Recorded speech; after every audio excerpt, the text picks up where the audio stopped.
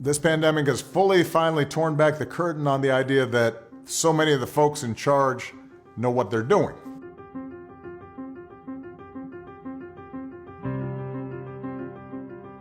You're going to have to grow up faster than some generations.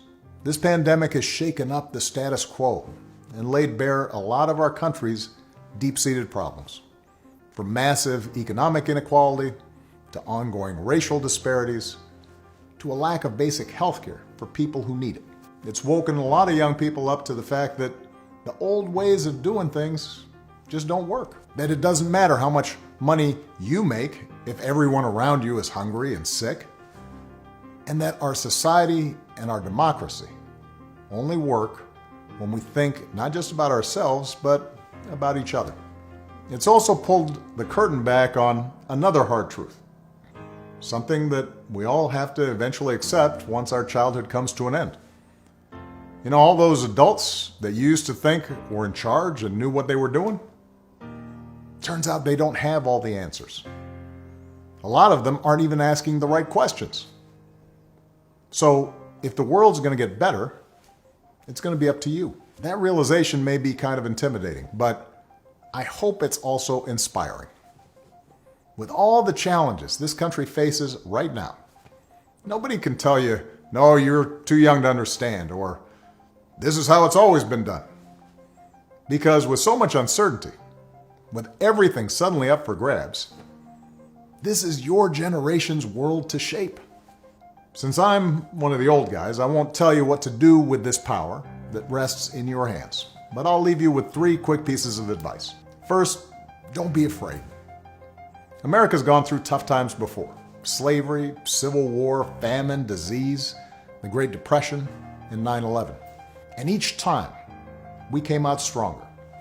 Usually because a new generation, young people like you, learned from past mistakes and figured out how to make things better. Second, do what you think is right.